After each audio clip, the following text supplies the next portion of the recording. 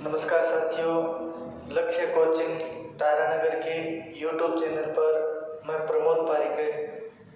हम आज नई क्लास शुरू करेंगे जिसका टॉपिक रहेगा वाच्य परिवर्तन। आज की क्लास में हम पढ़ेंगे वाच्य परिवर्तन।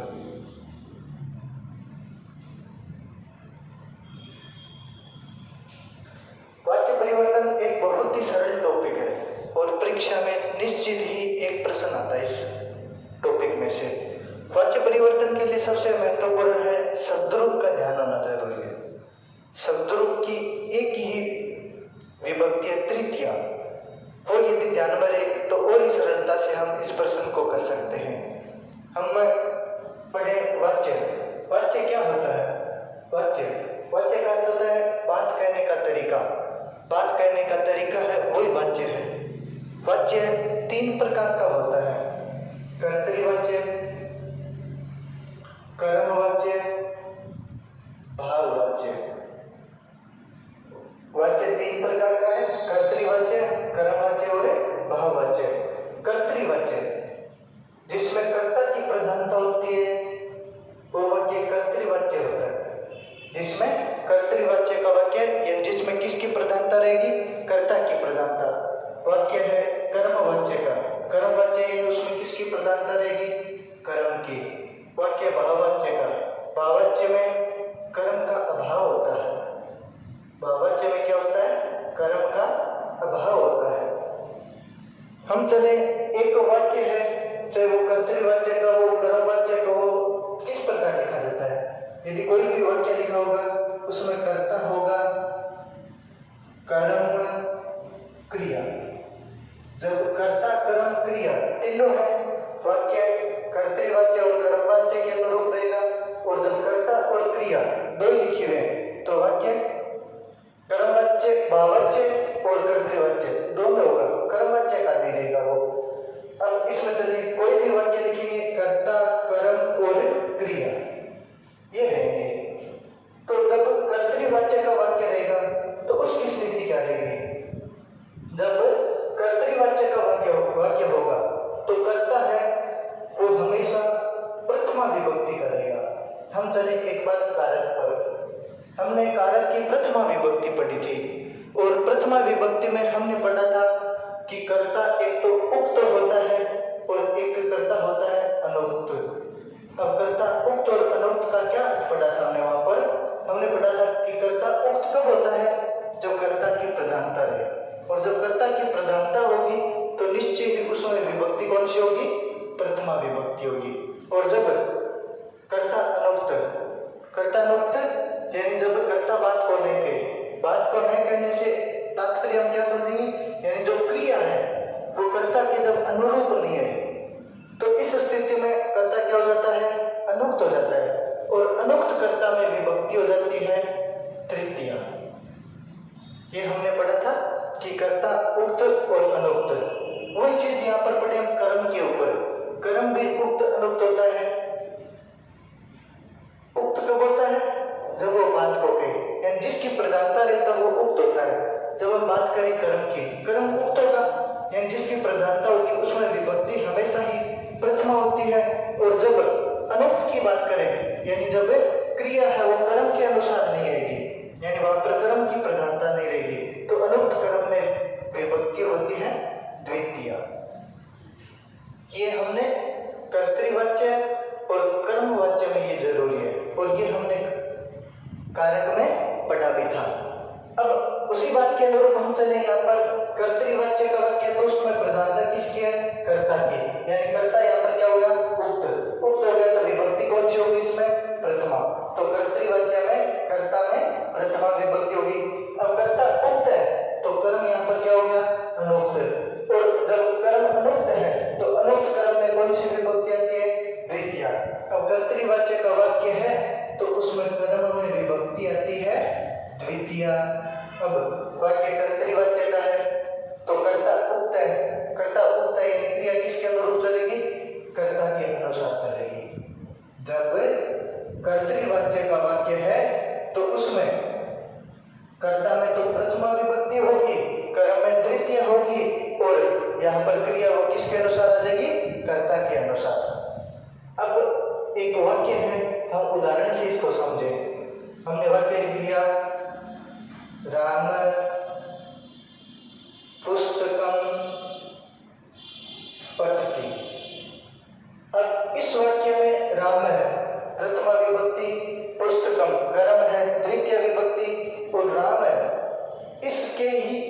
यहाँ पर क्रिया ही है। अब क्रिया के लिए भी एक चीज देखें, क्रिया के 3 रूप होते हैं, प्रथम पुरुष, मध्यम पुरुष और उत्तम पुरुष। तो जब मध्यम पुरुष आता है तो उसके लिए निश्चय ही युष्मत शब्द रूप की हमें आवश्यकता होती है, और जब उत्तम पुरुष आए तो उसके साथ हमेशा ही अस्मद शब्द रूप होता है। अब अस्मद और युष्मत इन दोनों को छोड़ करके अन्य जितने भी शब्द रूप शेष रहेंगे उनके लिए हमेशा ही प्रथम पुरुष का प्रयोग किया जाएगा। तो यहाँ पर राम यानी न तो ये अस्मद का है न ये युष्मत का है, तो अन्य हो गया। अन्य होते यहाँ पर कौन सा हो गया? प्रथम पुरुष, और प्रथम पुरुष है तो प्रथम पुरुष का यहाँ पर एक वचन है पठती, तो ये कर्ता के अनुसार क्रिया होगी। अब वाक्य लिखे हम कर्म वाच्य का, तो कर्म वाच्य के वाक्य की स्थिति देखें। अब चले कर्म वाच्य में प्रधानता कर्ता की तो है नहीं, तो किसकी प्रधानता यहाँ पर? कर्म की है। तो जिसकी प्रधानता होती है उसमें विभक्ति कौन सी होती है? हमेशा ही प्रथमा, यानी कर्म वाच्य में कर्म क्या हुआ है? उक्त हुआ है, और उक्त होती कौन सी है? प्रथमा विभक्ति। अब चलिए कर्म वाच्य में क्रिया, कर्म वाच्य में क्रिया ही कर्म के अनुसार, कर्म वाच्य में क्रिया आएगी कर्म के अनुसार। अब हम चले कर्ता पर। कर्म वाच्य में कर्ता है वो क्या होता है? अनुक्त होता है, और अनुक्त कर्ता में कौन सी विभक्ति होती है? तृतीया विभक्ति होती है। तो कर्म वाच्य में कर्ता में निश्चय ही तृतीया विभक्ति होती है। कर्म वाच्य में कर्ता तृतीया का रहेगा, कर्म प्रथमा का रहेगा, और क्रिया है वो किसके अनुसार आ जाएगी? कर्म के अनुसार। अब हम जो हमने कर्तृवाच्य का वाक्य लिखा था, इसी वाक्य को हम कर्म वाच्य में परिवर्तन करें, इस वाक्य को कर्म वाच्य में परिवर्तन करेंगे तो हमें कर्ता यहाँ पर प्रथमा का था, हमें कर्म वाच्य में तृतीया का करना है। तो राम का तृतीया में, जैसे राम में प्रथमा एक वचन है तो हमें तृतीया का एक वचन देना, और तृतीया एक वचन में यहाँ पर हो गया रामायण। फिर हम आगे चलेंगे, यहाँ पर शब्द है पुस्तकम। पुस्तकम शब्द है यहाँ पर द्वितीय विभक्ति का, हम इसको लिखें प्रथमा विभक्ति में। एक चीज का ध्यान रखेंगे, नपुंसकलिंग शब्द है उनको प्रथमा विभक्ति एक वचन में पुल्लिंग के आधार पर लिखा जा सकता है। जितने भी नपुंसकलिंग शब्द हैं उनको प्रथमा एक वचन में पुल्लिंग के आधार पर लिखा जा सकता है। तो यहाँ पर हम पुस्तकम है, इसको हम पुस्तक लिख सकते हैं। तो हो गया रामेण पुस्तक है। अब ये क्रिया का रूप चेंज करना पड़ेगा। क्रिया यहाँ पर कर्म वाच्य में क्रिया किसके अनुसार रहेगी? क्रम के अनुसार। कर्म है यहाँ पर पुस्तक है, पुस्तक है यानी न तो युष्मद का है न ही अस्मद का है, दोनों शब्द रूपों में नहीं है, तो कौन सा होगा? ये प्रथम पुरुष का। अब हमें प्रथम पुरुष की क्रिया लगानी, तो इसमें अब कर्म वाच्य में और भाववाच्य में जो क्रिया है वो आत्मनेपदी की चलती है। यहाँ पर क्रिया कौन सी रहेगी? आत्मनेपदी की। और आत्मनेपदी की क्रिया के लिए हम एक बार थोड़ा सा इंडेक्स पढ़ लेते हैं कि हमें किस प्रकार उसका परिवर्तन करना है।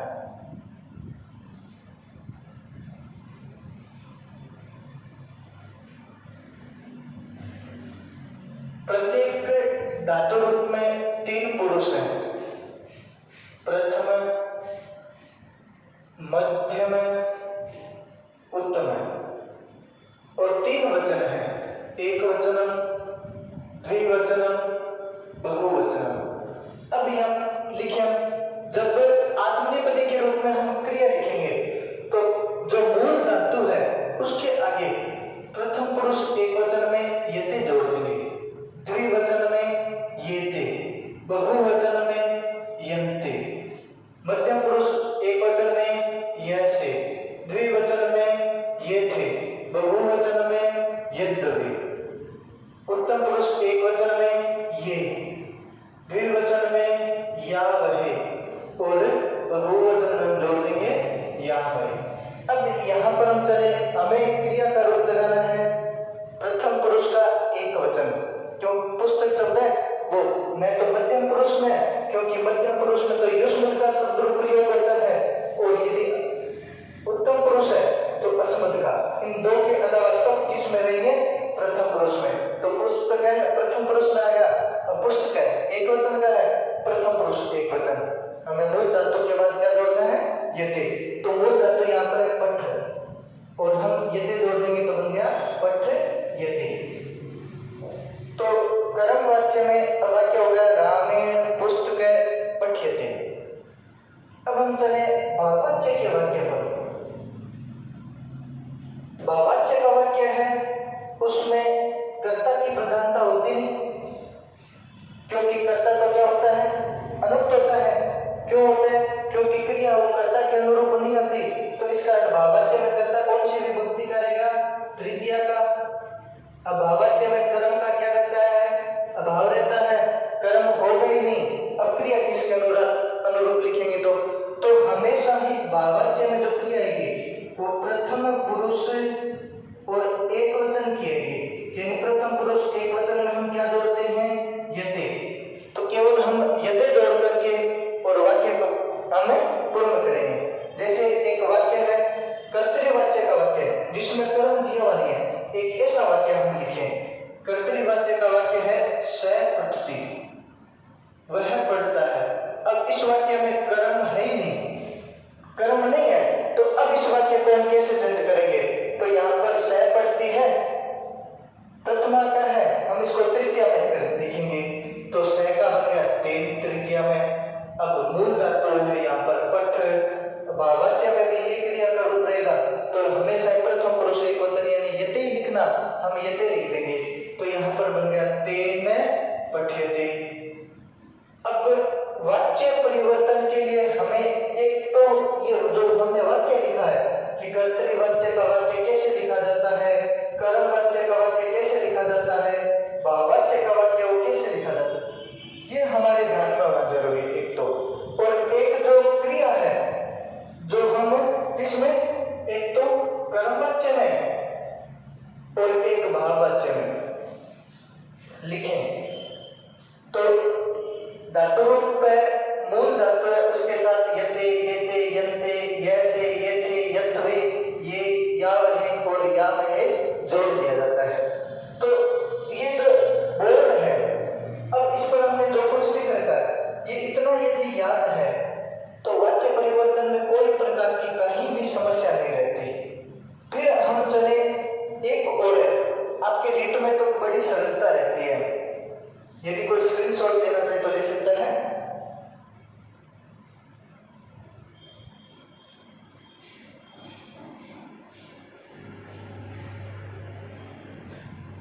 रीट में आपके एक और बड़ी सरलता रहती है। ये जो हमने इतने इंडेक्स याद किए हैं, परीक्षा में आपको क्या होता है, प्रश्न दे दिया जाता है और उस प्रश्न से आपको उत्तर आपके दिए हैं उनमें से एक से उत्तर छांटना है। तो हम जैसे अभी ये वाक्य लिखा था राम पुस्तकम पढ़ती, ऐसा एक दूसरा वाक्य लिखे राम ग्रंथम लिखती। आपके निश्चय ही जो चार ऑप्शन दिए रहेंगे इसमें वो इस प्रकार से रहेंगे, राम है, ग्रंथ है, लिखिए थे।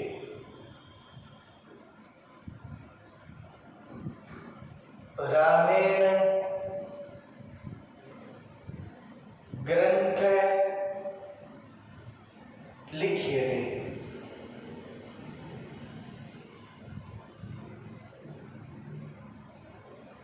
राम ग्रंथम लिख्यते। रामेण ग्रंथम लिख्यते। ये आपके सामने वाक्य परिवर्तन के लिए चार ऑप्शन दिए गए। अब हमें कोई मतलब नहीं वाक्य कौन सा है, हमें तो केवल इसका वाक्य परिवर्तन करना है।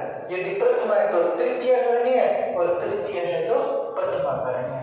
अब चलो राम है, राम लिखा हुआ है, इसका तृतीय में क्या बन गया, रामेण। अब दो ऑप्शन हो गए इसमें। अब चले इस पर। रामेण लिख्यते, परिवर्तन केवल किसका है? कर्म का है।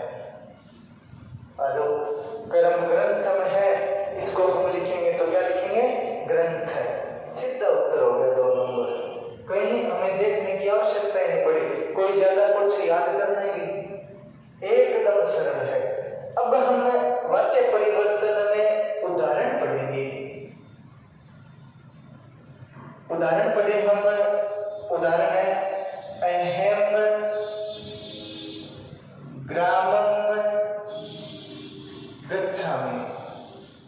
हम इसमें ये भी देख सकते हैं ये वाक्य कौन से वाच्य का है। ये वाक्य अब अहम प्रथमा विभक्ति, ग्रामम द्वितीय विभक्ति, कर्ता के अनुसार क्रिया है, तो कर्तृवाच्य हो गया ना वाक्य। अब इसको हम चेंज करेंगे कर्मवाच्य में। कर्मवाच्य में चेंज करेंगे, कर्ता अहम, तृतीय कर दी, अहम की तृतीय बन गई मैया। अब ग्रामम है, ग्राम शब्द को लिखना प्रथमा विभक्ति में, प्रथमा विभक्ति में लिखेंगे तो ग्रामम का प्रथमा में बन गया ग्राम। अब आ जाओ, हमें क्रिया लगानी कर्मवाच्य में, कर्म के अनुसार लगाएंगे तो हमें आत्मनेपदी वाली क्रिया लगानी और मूल धातु के साथ लिखना। मूल धातु यहाँ पर गच्छामि में मूल धातु कौन सी है? गम। गम में वह हलत है ना, गम धातु होगी। अब यहाँ पर एक वचन है, देखो ग्राम है तो एक वचन में क्या जोड़ना है? यति। वाच्य परिवर्तन हो गया मया ग्रामे गम्यते।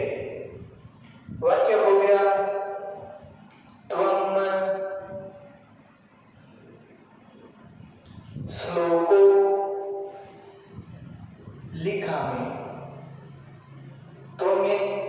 तुम श्लोको लिखामि। मैंने वाक्य गलत लिखा है ये। हम चले, हम पढ़ रहे थे कारक, कारक में पढ़ा था शुद्ध अशुद्ध। हमें वाक्य परिवर्तन में तो नहीं मिलता। एक प्रश्न ये भी आता था तुम है, ये आपको क्यों बताया?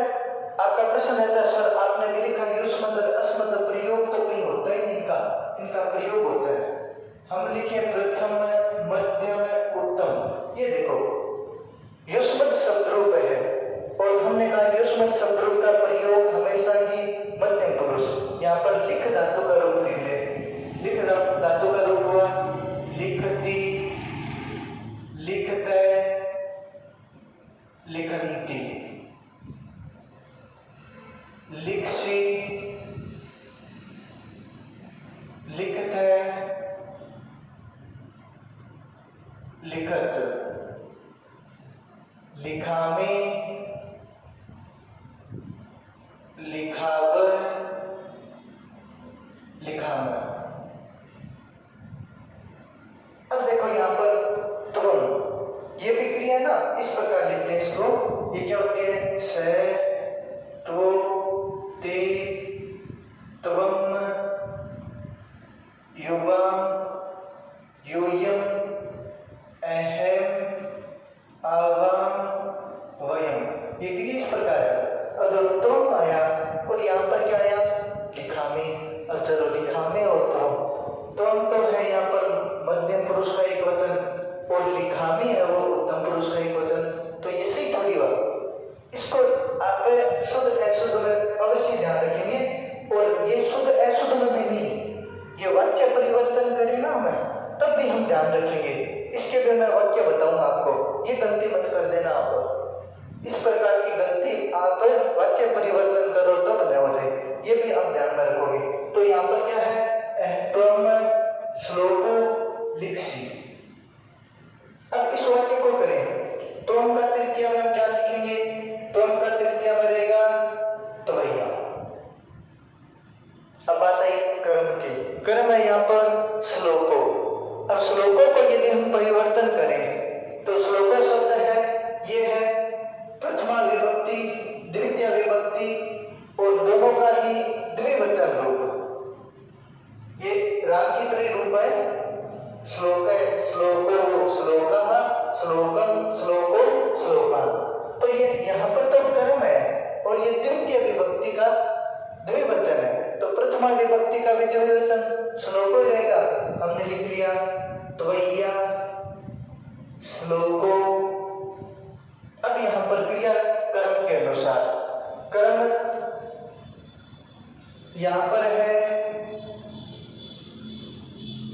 द्विवचन का, लिख से मैं बोलता तो भी लिख, और यहाँ पर द्विवचन में एक वचन में देखो, यहाँ पर न तो अस्मद का न युष्मद, प्रथम पुरुष में एक वचन में यते, द्विवचन में येते, तो यहाँ पर हमने क्या लिखिए।